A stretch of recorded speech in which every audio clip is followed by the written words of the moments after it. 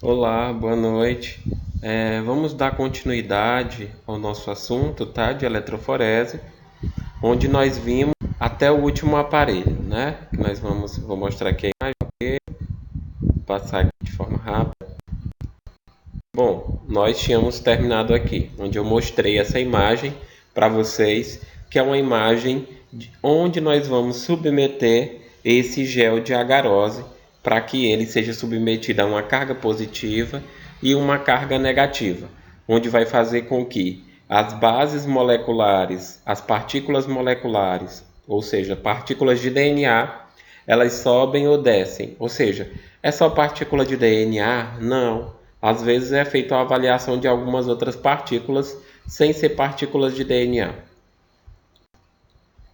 Bom, a eletroforese em gel de policrilamida. Esse gel de policrilamida, são fragmentos pequenos ou de DNA ou de outras moléculas. Isso é onde eu vou submeter, na realidade. O que é isso? Na realidade, esse gel de policrilamida é um gel produzido em laboratórios de biotecnologia, onde ele favorece uma boa avaliação dessas partículas, seja de fragmentos pequenos de DNA ou de outras moléculas. Ou seja, por ser um gel bastante compactado, ele favorece uma avaliação e uma análise do peso e tamanho dessas moléculas de forma mais confiável, ou seja, de forma mais fidedigna, tá? Recupera e purifica as amostras. Isso são características desse gel, ou seja, são características essenciais. Por exemplo, se eu for falar assim, cite quatro vantagens da utilização do gel de policrilamida. As 4 vantagens do gel de policrilamida, ele consegue fazer avaliação de fragmentos, desde fragmentos bem pequenos de DNA ou de qualquer outro tipo de molécula. Recuperação e purificação das amostras. Você consegue recuperar e consegue purificar a amostra mesmo você tendo utilizada dentro do gel. Em cubetas de vidro você consegue utilizar também. E na aplicação da corrente elétrica, ela também é bastante favorável. Aqui nós temos essa imagem do gel de policrilamida, onde ele favorece uma visão a olho nu de forma mais facilitada, tá bom? Você consegue ver de forma mais facilitada a olho nu todas as proporções e os pesos dessas partículas. Aqui outra imagem, uma imagem bem ruim, era para eu ter tirado do slide, mas não coloquei, tá? Mas eu terminei colocando na realidade, né? Ele faz a mesma proporção também, tá? Onde você consegue ver cada ponto desse escuro e aqui onde eles vão ficando mais claros é onde a partícula, vamos supor uma partícula de DNA, ela veio descendo a partir do seu peso, ou ela direcionou-se mais para a carga negativa ou direcionou-se mais para a carga positiva. Isso são imagens meramente ilustrativas, onde essas cubetas, onde eu coloco o gel de policrilamida, ela pode ser tanto na horizontal quanto na vertical, tá certo? Ou seja, ou em pé ou deitada. Bom, o gel de policrilamida, ele pode ser desnaturante, que é de acordo com a presença de ureia, separa e purifica fitas simples. Ou seja, esse gel desnaturado, onde ele passou por um processo de desnaturação, eu consigo encontrar desde a presença de ureia, bem como separar e purificar fitas bem simples de DNA. Fitas de DNA bem simples eu consigo purificar e separá-las. Bom, o não desnaturante, ele separa e purifica as fitas duplas, ou seja, são fitas já de DNA compostas, são fitas que não foram quebradas, sem presença de ureia, ou seja, essa eu não utilizo a ureia, tá bom? E no outro eu utilizo. Ou seja, se eu pedir, diferencie o gel de policrilamida desnaturante para o gel de policrilamida não desnaturante. A diferença é que no desnaturante ele tem a presença de ureia e no não desnaturante ele não tem a presença de ureia. Bom, a eletroforese capilar em zona ou em solução livre são eletroforeses Capilar de zona ou de solução livre. É um modo mais utilizado devido à simplicidade do equipamento e de maior facilidade na otimização das condições experimentais.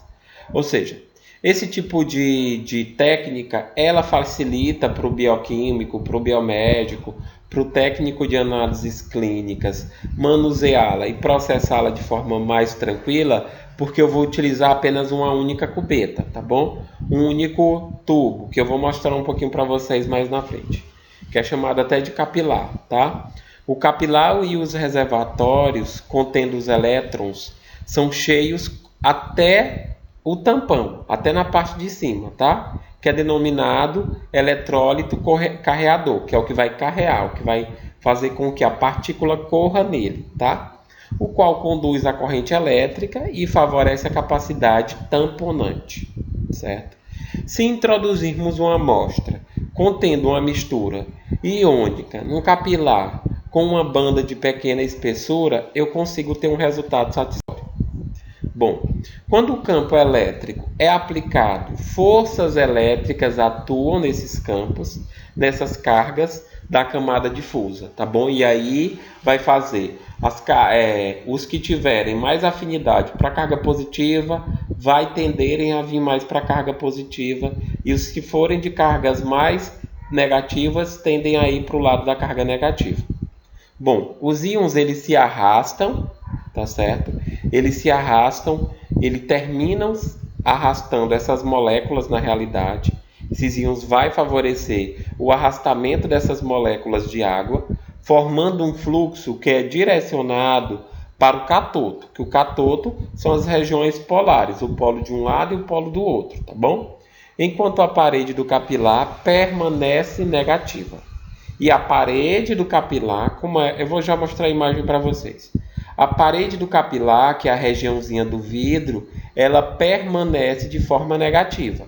E nos dois polos centrais, nos polos, que é as regiões que têm a abertura, serão submetidos a uma força de fluxo direcionada positiva.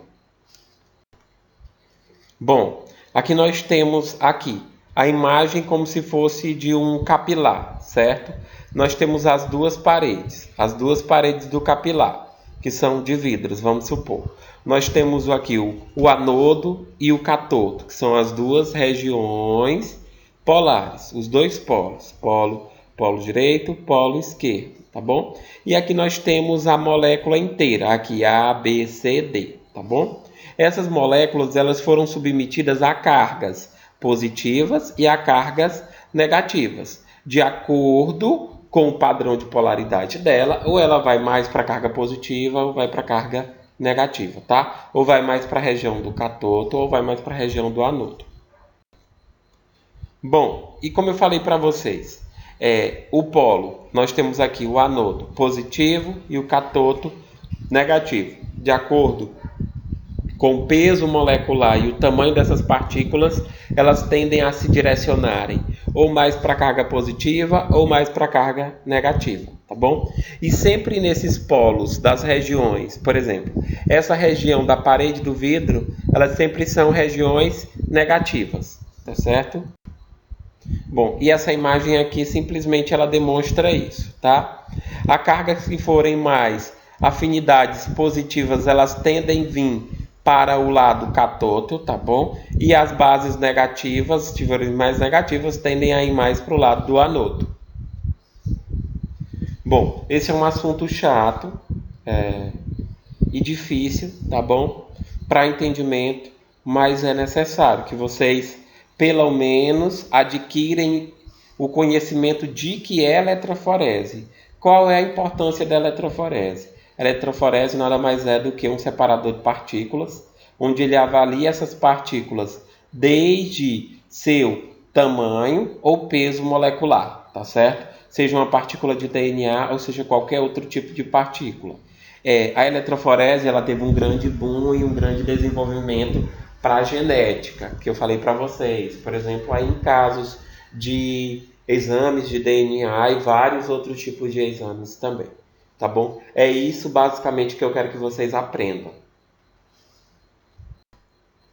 Bom, isso são imagens meramente ilustrativas, tá? Não vou cobrar para vocês, que são questões um pouco mais difíceis e eu não vou estar cobrando para vocês.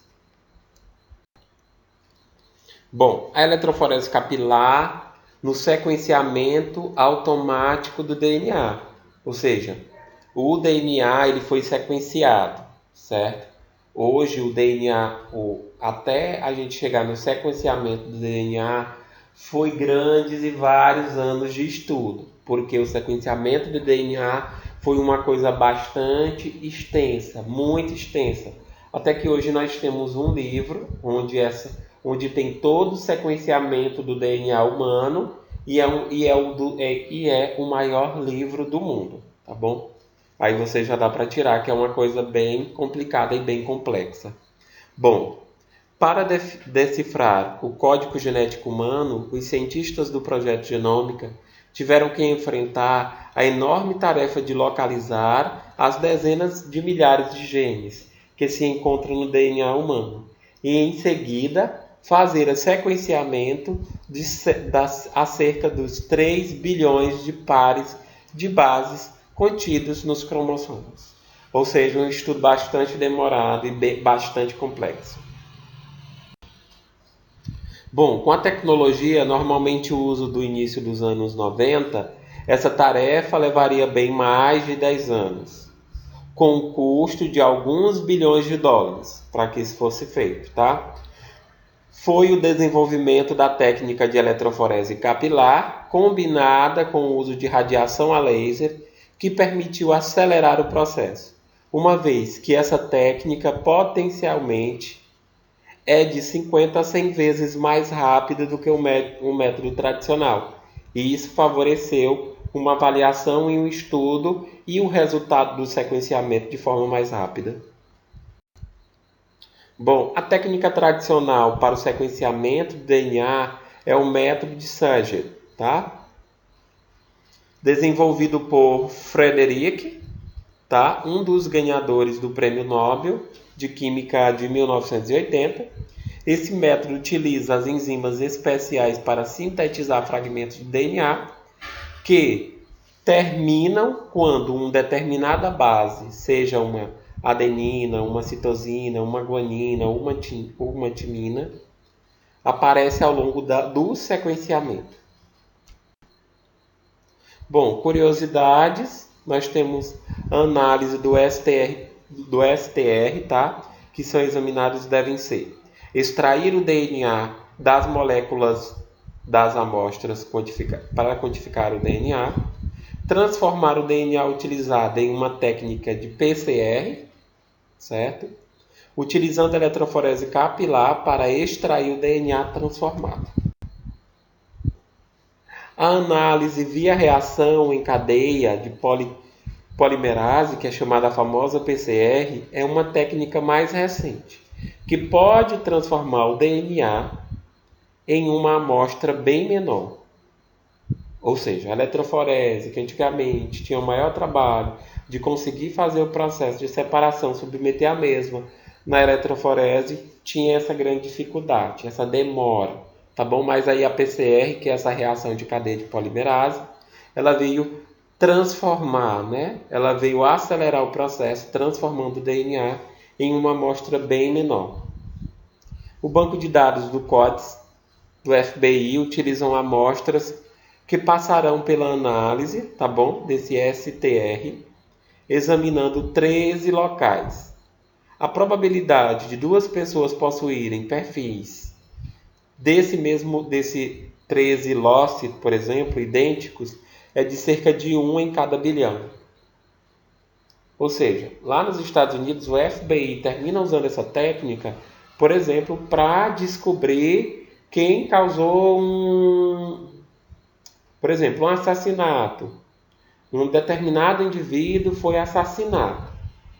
E durante a perícia criminal foram encontradas alguma amostra do provável criminoso, do que causou esse assassinato. Bom, eles vão pegar esse material, vão processar a partir da técnica de PCR, reação de polimerase, submeter a uma cadeia, por exemplo, de eletroforese, tá? E a partir daí vão descobrir esse local, tá? Esse 13 loci, esse determinado local, onde apenas em 1 bilhão pode ter alguém que seja idêntico ao seu. Ou seja, a probabilidade é raríssima, bem rara. E aí eles conseguem descobrir, através de bancos de dados, quem foi o indivíduo que praticou esse crime. Bom, e nós terminamos por aqui a nossa aula, tá bom? E vamos ficar por aqui. Uma boa noite para todos. Bom, ainda tinha mais uma, né? Vamos dar continuidade? Porque acho que dá tempo, porque agora que a gente está com 15 minutos de aula, tá? Bom, a eletroforese capilar em gel.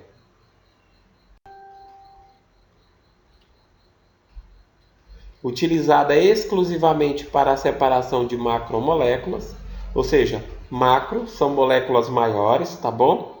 Quanto à razão da carga, o raio dos analitos é tão próximo que não é possível separá-los com o uso de eletroforese de zona tradicional, tá bom? Os íons menores migram mais rapidamente, enquanto as soluções maiores ficam mais tempo retidas. E aqui nós temos a imagem.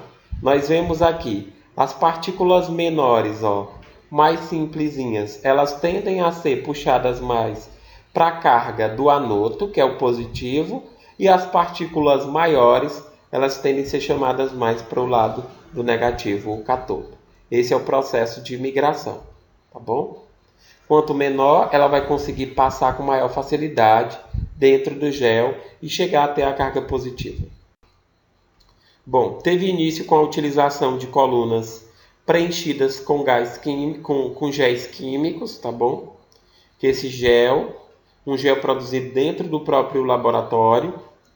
Esse método foi descartado dado ao grande número de problemas que surgiram com ele. Por exemplo, o aparecimento de bolhas eram problemas, perda de confiabilidade, retenção de fragmentos com alto peso de molécula, degradação do gel por hidrólise, ou seja, a água terminava quebrando essas partículas desse gel, e é uma técnica não muito boa, ou seja, e nem indicada para que seja utilizada dentro de laboratórios de pesquisa ou dentro de laboratórios de próprios diagnósticos.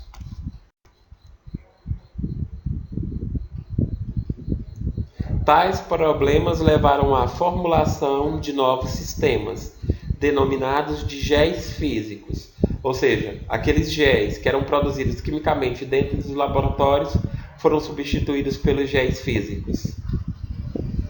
Esses géis físicos são matrizes poliméricas hidrofílicas dissolvidas em tampão apropriado. E isso eliminou o fluxo de eletrostomático, certo? Através de uma ligação covalente com os grupos de superfície capilar. E isso veio a evitar a extrução do gel durante a operação do sistema, através de ligação covalente com o gel.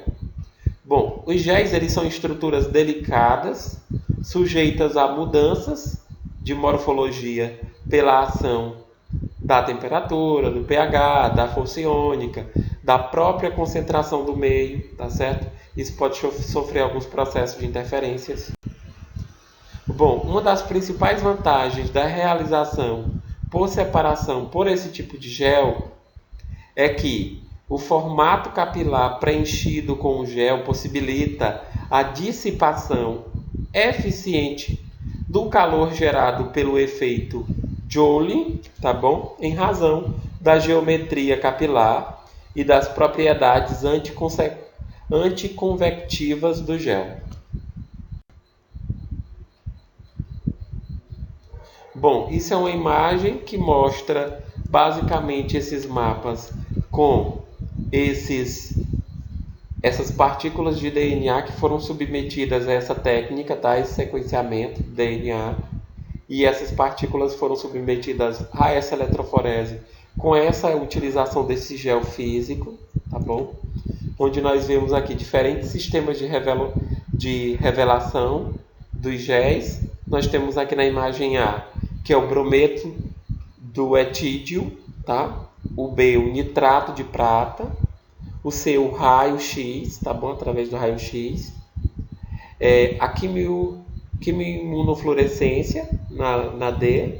A E, a Coemassie-Bluen, que é esse azulzinho, claro que significa este. O Flash-Bluen, tá? Que é o F. E é isso, basicamente. Bom, nós vamos ficar por aqui, tá bom? Nossa aula vai ficar por aqui. E agora sim, uma boa noite para todos vocês, tá?